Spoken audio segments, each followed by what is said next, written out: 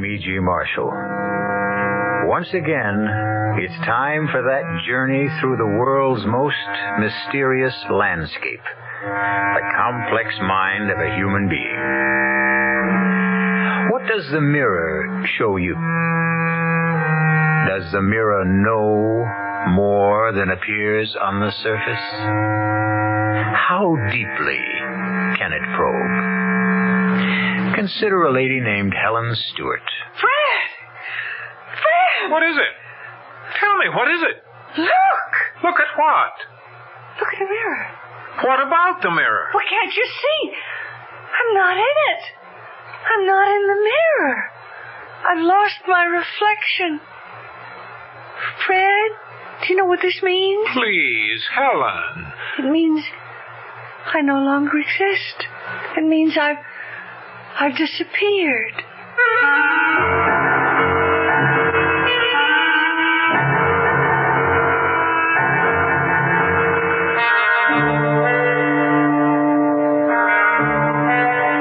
Our mystery drama, Mirror for Murder, was written especially for the Mystery Theater by Sam Dan and stars Celeste Holm.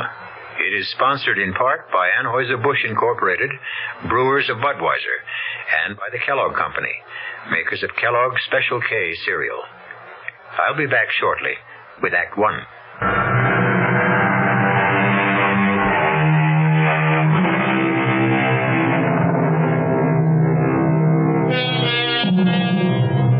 Future historians will look back on our times, and they will, of course, give them a name. It's fairly safe to assume that our era will probably be called the Age of Women. Women are no longer content merely to cook and clean and care for a man. Some women are quite vocal about it. However, these are not the ones to cause us concern. Men should worry about those quiet ones.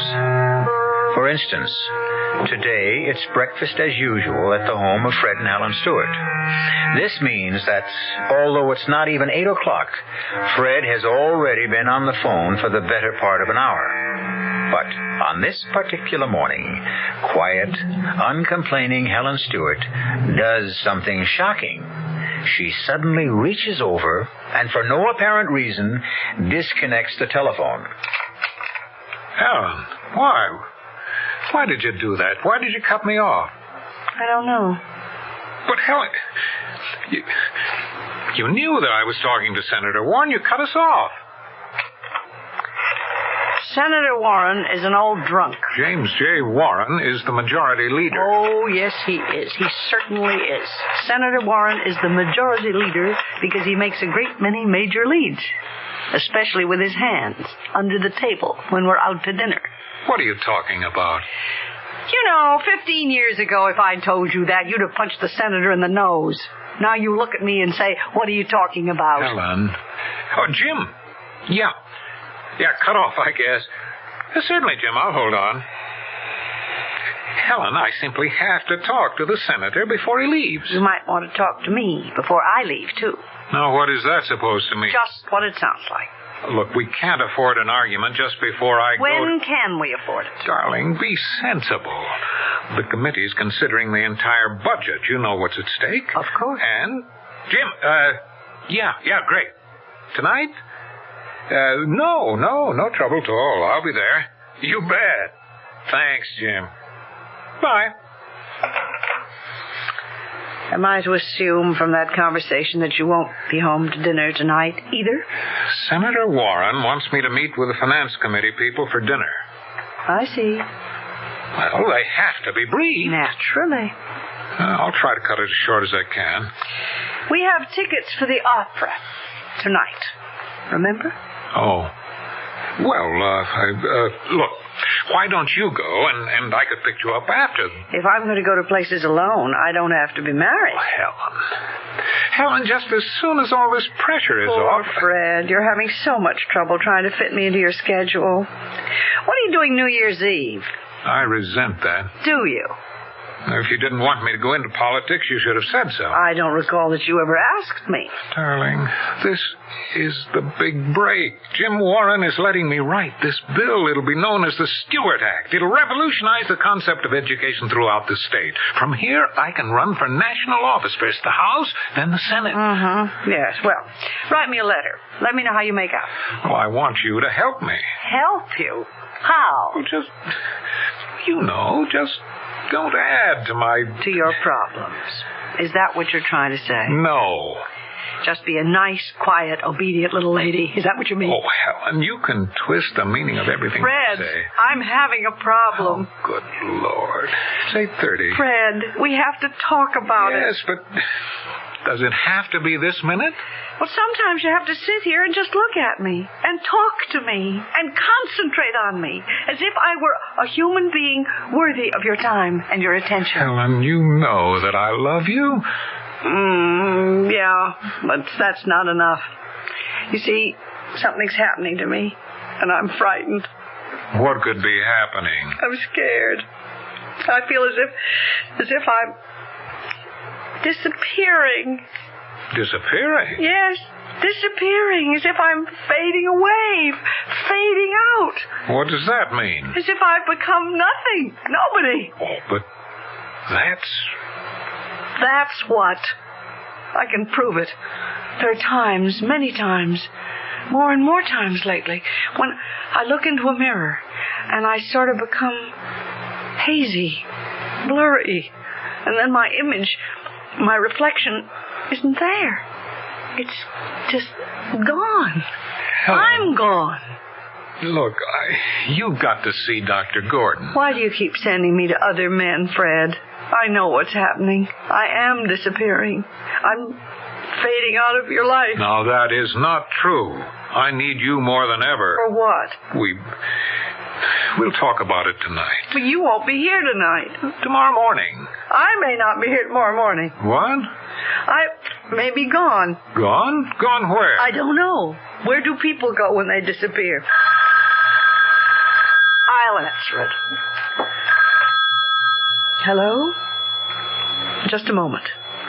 It's the senator's office. Should I tell him you're busy and you'll call back? How can I tell him I'm busy? Give me the phone. I see. Hello?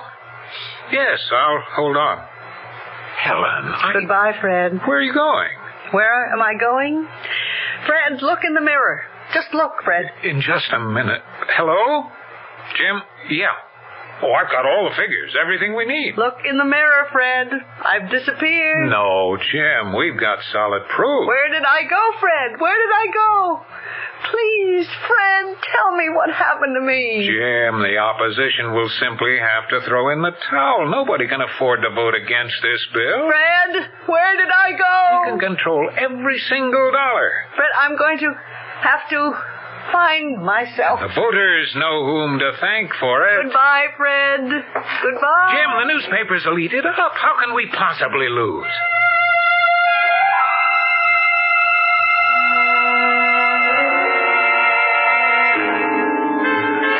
Key to 247, please. Here you are, Miss Craig. How did you enjoy the skiing this morning? Fine, thank you.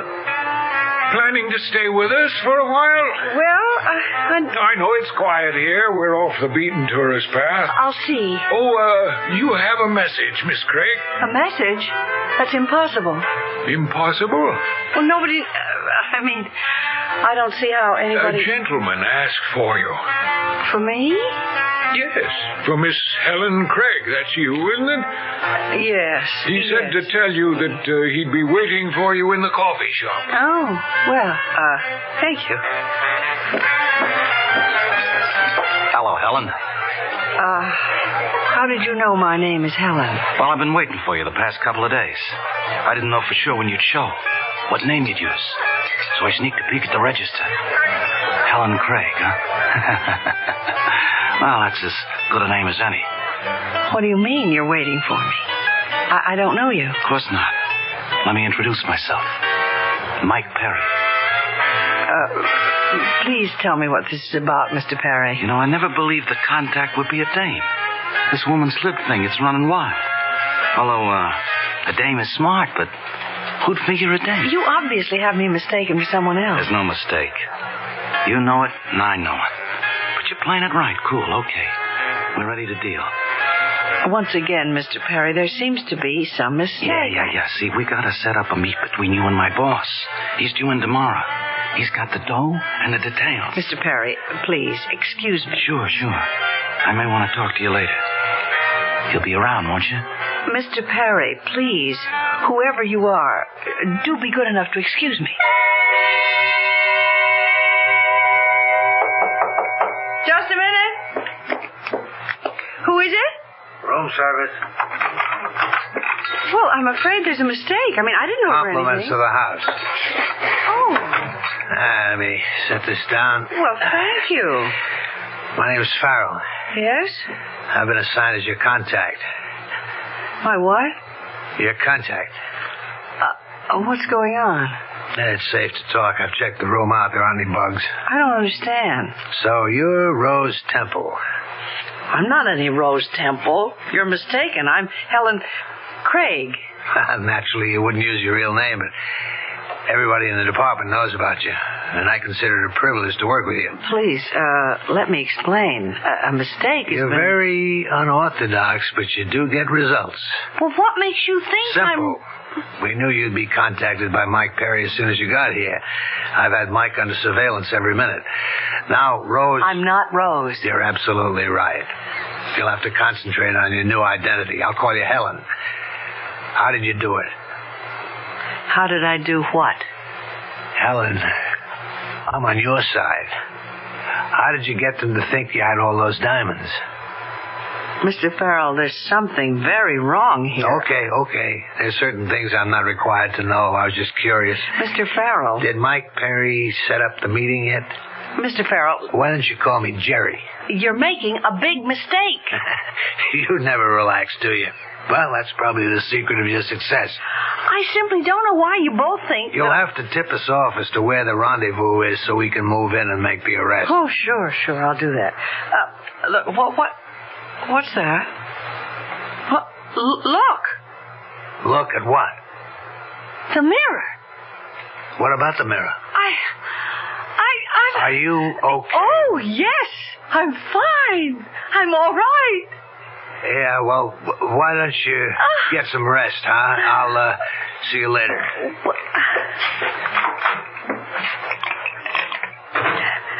Operator, is there a doctor nearby?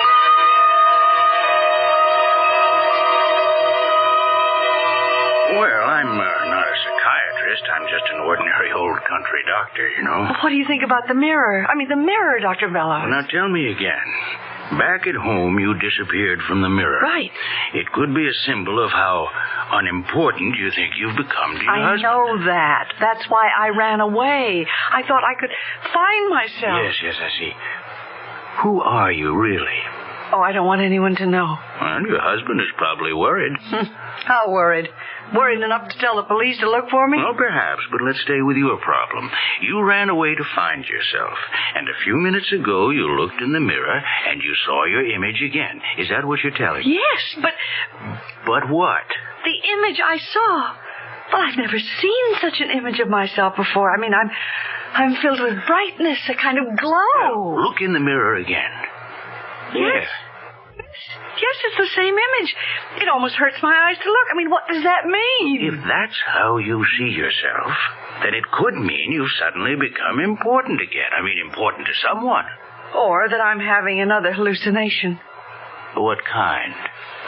Oh, Doctor, I'm hallucinating. I must be. That I'm some sort of an agent. An agent? A double agent. What do you mean? That I'm some sort of secret operative and I'm posing as a member of some powerful gang. I mean, I realize this must sound... No, that's all right. It's all right. Keep talking. Seems I'm here to contact some powerful racketeer, at which time there will be an arrest or a shootout or whatever happens at such a meeting. I don't know. I haven't hallucinated that far yet. And what form does all this take? Well, I've been approached by a man who has identified himself as a member of some gang. And then I've been contacted by someone who's evidently my colleague in a law enforcement agency. Well, does all this happen at night? I mean, could these be dreams? No, it happened less than an hour ago. I actually spoke to the gangster in the coffee shop and to the government agent in my room. Well, then, why do you say these are hallucinations? Well, how could they possibly be anything else?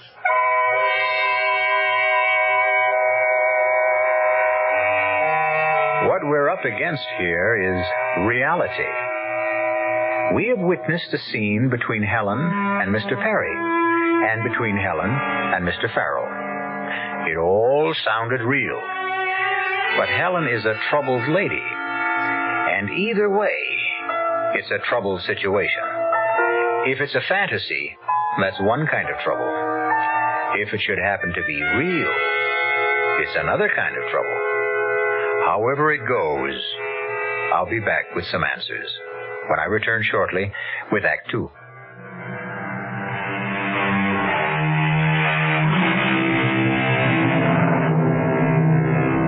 There comes a time in the lives of many women when they feel unwanted, neglected. Gone is purpose, identity. And so they suddenly go out to search for that all-important identity. Such a woman is Helen Stewart, wife of a rising politician. We find her in a remote mountain resort where it seems that two other men have found her as well, a racketeer and a police agent, each of whom thinks she is there for a rendezvous. Or is all this in her mind? Is there really a racketeer? Is there really a police agent? Are you saying, Dr. Bellows, that I'm not hallucinating? You mean that I've actually been approached? No, but we must consider every possibility. Well, then, what should I do? Well, in addition to everything else, Miss, Craig. Well, if you were to use that name, it's all right with me, but you really should tell me who you are. No. Oh, well, now I can't treat you if you don't trust me. Doctor, you might feel called upon to get in touch with my husband, and I just couldn't stand that. But why? If you should be in trouble psychologically, wouldn't you want him to? No. I left him so I could do something for myself. I'm not going to run back to him at the first sign of trouble. Whatever that trouble is. Well, we must find out what the trouble is. First, we must make sure that you are hallucinating. How? Well, now let me see. You've been approached by two men. What are their names? Well, the one who seems to be the gangster calls himself Mike Perry. The other one, Jerry Farrell, claims to be a police agent. He works here as a bellman. Mm-hmm. But how is this... Let's find out who they really are. How? Frank Winslow, who owns the place, is a close friend. I can get the information from him. Doctor, why am I doing this? Those two men, I've never seen them before in my life. Why should I... You've probably seen them before. Where? Oh, in the movies, or at least men who resemble them, and you've projected yourself into a situation. What if I keep hallucinating? What if they approach me again? If they do, it's because you want them to. They help to support your need for importance. But I can't go through life What am I going to do? Now, look, you've already started to do the right thing. You're trying to come to grips with the problem. Now, remember, whatever you do, don't panic. Don't waste your energy. Just be quiet, calm, rational, and everything will be all right.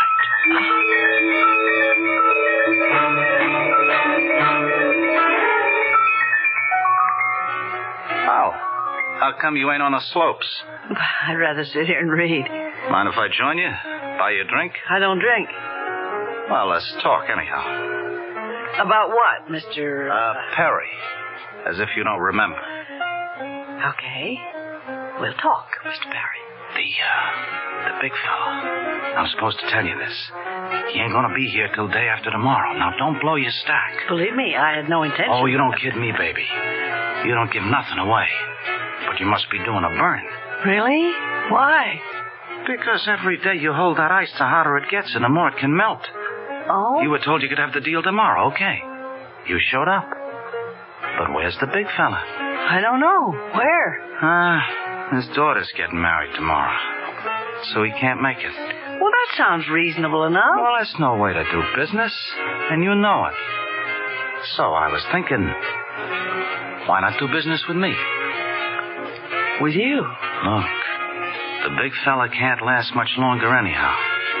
I mean, what if I can raise by tomorrow morning half of what the big fella offered? It's less, but you got this one advantage. Yeah? With me, you got a deal. Cash on the line. You're out. You're clean. What do you say? Let me think about it.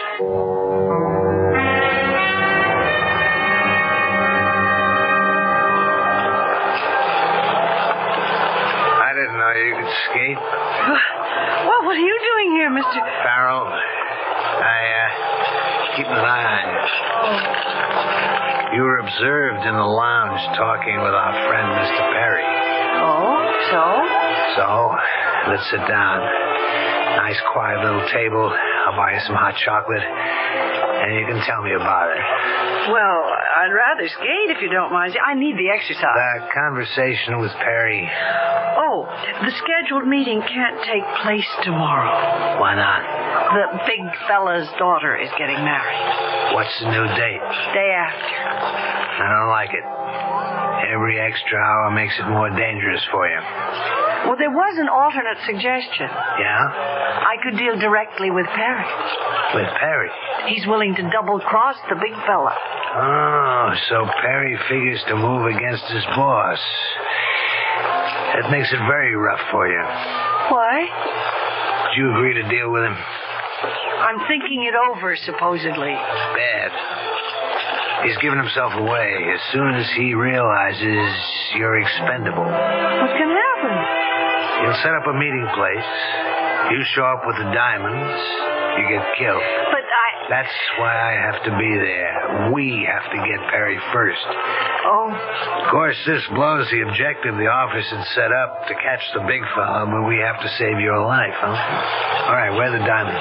The diamonds? Never mind. It's better if I don't know. But there are no... So Perry's decided to make his move against the big fella at last, huh? I'll have to check back and find out how we're supposed to play this. Meanwhile, you have a weapon I don't know about? A weapon? Yeah. Word is that you never carry a gun. I checked out your luggage, but I can't believe you don't have something on you somewhere. Do you have a gun? No. You know, you're too good to be true. What does that mean? You're the most unlikely agent I've ever met. Well, maybe that's because I'm not No, you are. And now I know how you made your reputation. It's that air of innocence, naivete. And that's your strength, your armor. Well, you can get away with that against the upper crust criminals. The what? The upper crust, the gentlemen. The con artists, the flim-flammers, those are the guys you've tangled with. Bust one of those guys, they come along quietly. But now, you're up against killers. Make sure I'm always close to you. Don't make a move unless you tell me.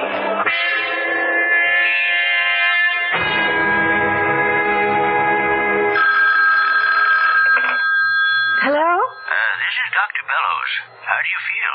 Oh, I've been hallucinating. I think I've just had a discussion with both of those men. The racketeer and the government agent? Yes, Doctor. Mm-hmm. And how did it go? Frightening as it seems so real. Are you near a mirror? Yes? Look at yourself. All right. What is it? I've never seen myself in such clear outline, such sharp detail. I mean, such brilliant colors. See, you're feeding on your fantasies. I am? These men you're talking to. Yes? Well, I had to go on the basis that anything can be possible until proved otherwise. Doctor, do you mean they can be real? Well, now I don't believe it because I checked up on them. The so-called gangster. Mike Parry. Yes. He's a partner in an export-import company in Philadelphia, a most reputable firm. And the hotel employee... Mr. Farrell. He's only been working there for a few weeks, but he has excellent references. Recommendations from employers that extend back over 15 years.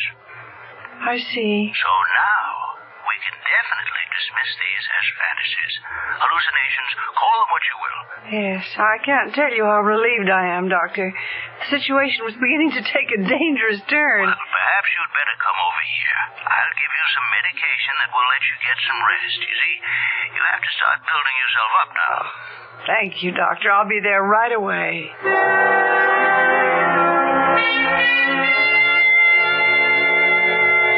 But why, Doctor? Why are they so real? Because, you see, you need them. You need them to restore yourself. Can't you see what's happened? What? Well, you felt as if you had been, wiped out. So you retreated into fantasy to restore yourself. Yes. Well, that's all right for a start, but you will have to accept reality, you know. Huh? Find yourself, your identity in the real world. Yes, I know. Go back to your husband. Oh, I'm not sure I want to. Do you love him? Yes. And does he love you? Well, I think so, but what good is love if all it does is to make two people unhappy? If you love each other, you'll find a way to live together without destroying either one of you. Oh, I don't know. Oh, excuse me. Someone's come into my waiting room. I'll be back in just a minute.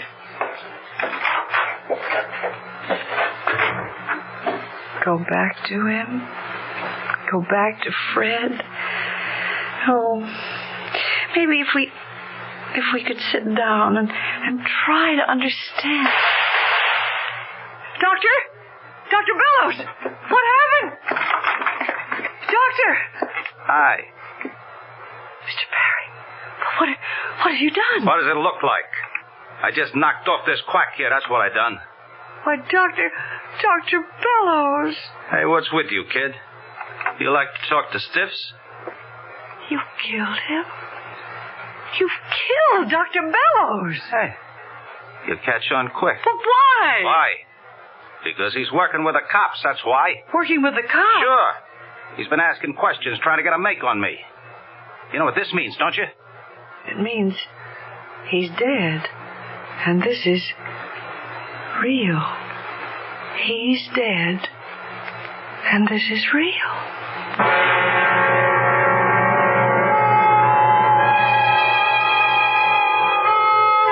She looks at the dead man lying on the floor, and then she glances in the mirror.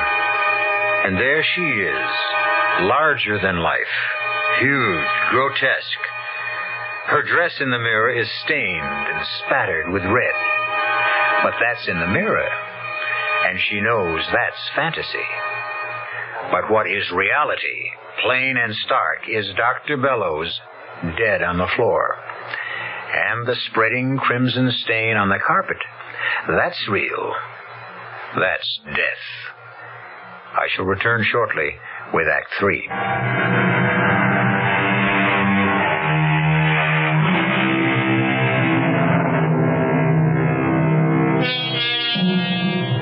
For some, life is an unstable blend of reality and fantasy. Normal people solve the problem by dreaming fantasy and living reality as nearly as they can. But sometimes common sense, rational thinking crumble under the stress. And then reality and fantasy vie with each other for a person's sanity. Right now, what Helen Stewart is looking at is no fantasy. It's a dead body. And talking to her is no figment of her imagination, but a living killer. He could have busted this thing wide open. And you and me could have landed in the clink. But you didn't have to... Come off it, sister. You don't need that act anymore. You've seen plenty of stiffs in your day. You even might have made your share of them, too. Now, about the ice. The ice? The diamonds. You got no choice. You got to deal with me now. It's me or nobody. Neither one of us can hang around here much longer. It's going to get hot. Mr. Perry, you see, I don't have the what... The cops, the feds, and I'll bet the Interpol guys are in on it, too. You don't heist that kind of ice without everybody taking a hand. Hey, tell me something. How'd you doing? I want to get out of here. Oh, sure. I shouldn't be bothering you with questions, but... What a caper that must have been, huh? I've got to get out of here. Okay. Let's get back to the hotel. You bring the ice to me, I'll be in my room. And I'll have something for you, too.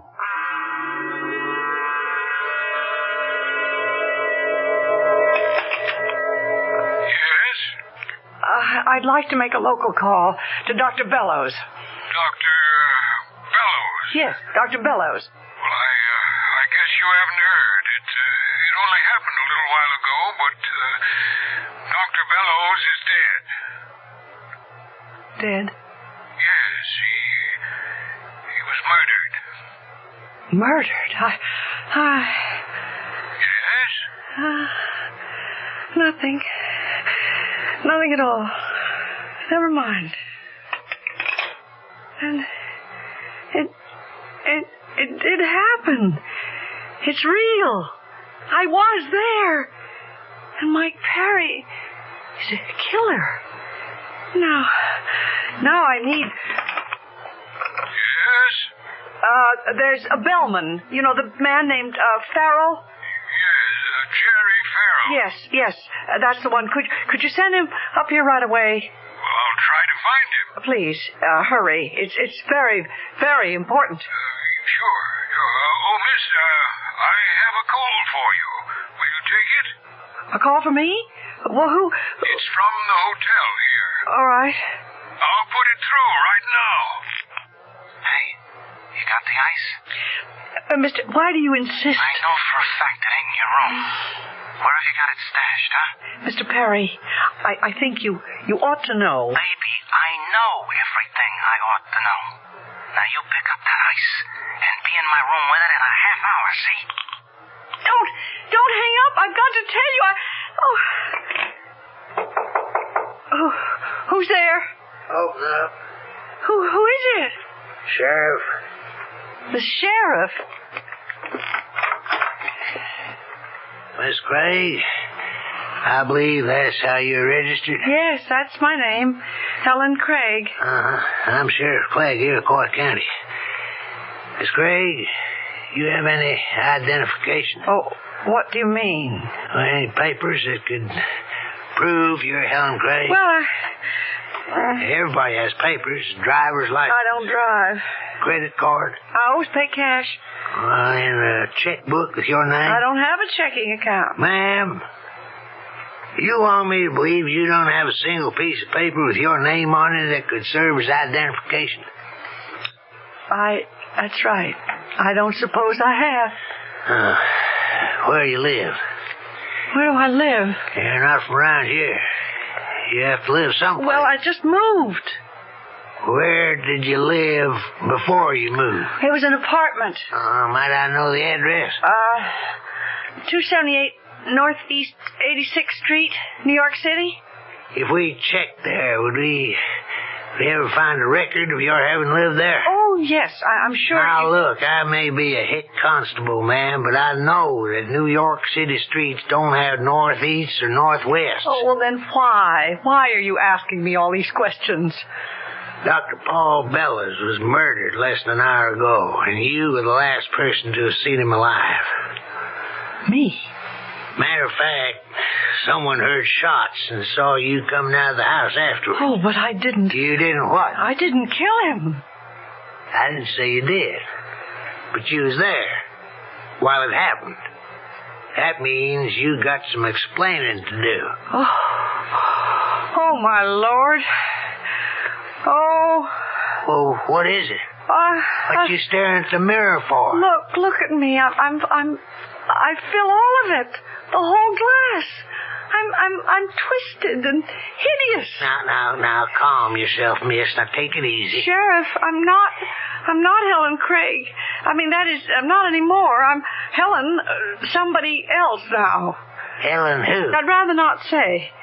See, I blundered into something I was mistaken for somebody else, and then... Just tell us who your husband is and where you're from, and we can clear this up quickly. Please, let me do it my way.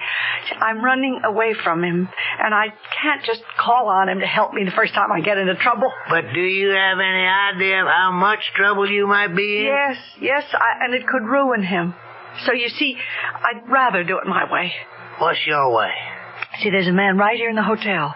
He can clear me. Like you, he's a law enforcement officer. What kind? Well, I gather federal government. A G-man? A T-man? Secret Service? Who? I really don't know, but he could satisfy you and clear me and... Who is he? Better let me get there. Sheriff Clegg? Yeah. Who? What's man's name?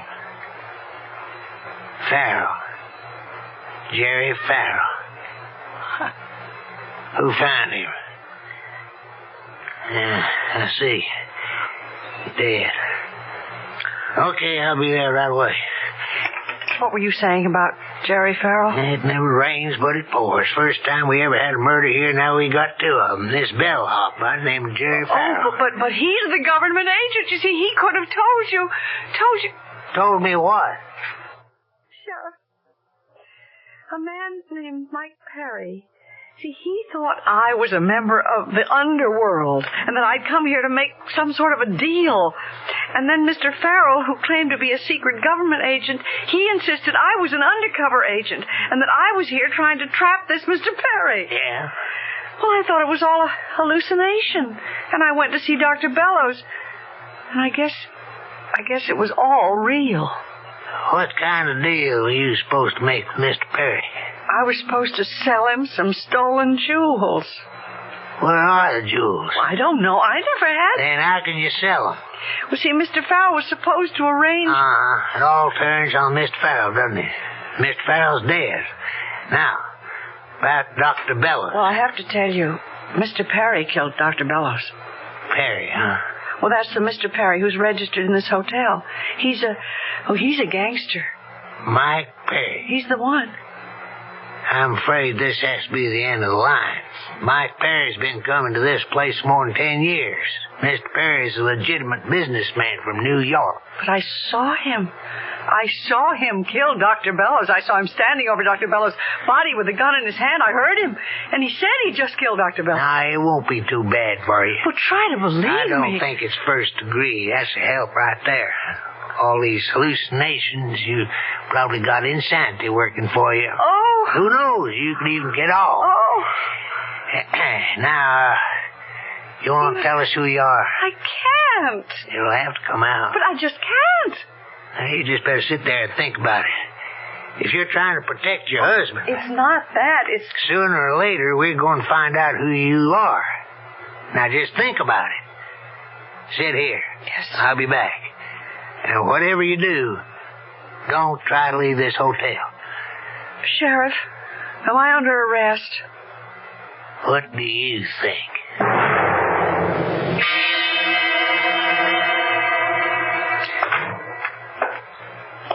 Who's there? Who do you think, baby? Oh, Mr. Perry. Well, where's the ice? I don't have it. You don't have it, huh? Now, what are you trying to do, play me for a sucker? Mr. Perry, I have tried to explain. You would never listen. I'm not who you think I am. You figure you can make a better deal somewhere else? I'm not out to make any deal. Now, will you please leave me alone? No. Not till I get the ice. I'm in enough trouble. The sheriff thinks I killed Dr. Bellows. Don't hand me that. It's true. I'm here to finish the deal. All right. The deal. With the big fella, as you call him. That was for... give or take $1 million. You said you could pay half, all right? Show me your money. Oh, I see. I see what this is. You want a deal? Where's the money? Well, the money comes later. The money comes now. And I don't think you have it. You know, you could be right. Well, that gun isn't going to help you. Oh, honey, a gun always helps. Shoot, and they'll hear you. Not this time. I got a silencer. And what do you hope? The ice is in this room. I'll find it. Mr. Perry. Meanwhile, I'll just take care of you. Don't! Sheriff. The sheriff. Well, what are you doing here? I saw him walk into your room, so I thought I'd listen. I was wrong about him. Oh, Hey, what's the matter? I think I'm going to faint. Well, don't. Will my husband ever find out? We got to check with the government, see how much of this can be released.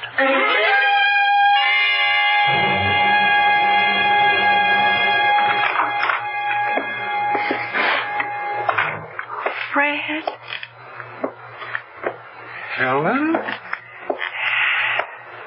Oh, Helen. Oh, hello, Fred. I'll answer it.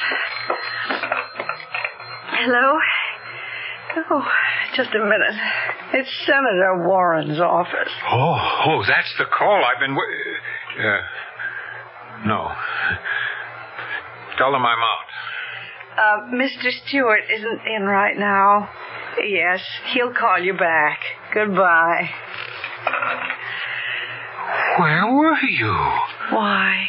Did you miss me? Oh, I can't tell you how much. Well, you see, I just went away. Oh, I missed you so much. I almost went out of my mind. Did you? I tell you how crazy I was. I'd look in the mirror and I'd actually see your face there, even though you weren't there. So you see, you were wrong. Your image, your reflection hasn't disappeared. Look. Just look in the mirror. What do you see? I see. Oh, Fred, I see both of us clearly. Very clearly. Oh, darling. Now, tell me where you went and what you did. Oh, well, I didn't really go anywhere much. And I really didn't do anything.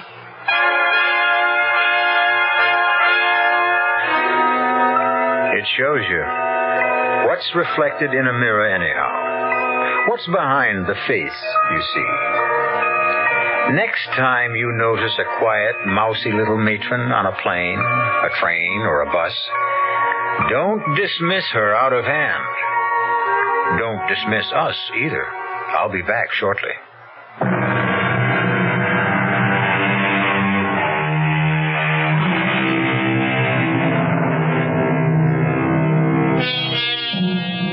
Helen Stewart, a lesson to all of you gentlemen out there who don't see your wives' faces in the mirror anymore.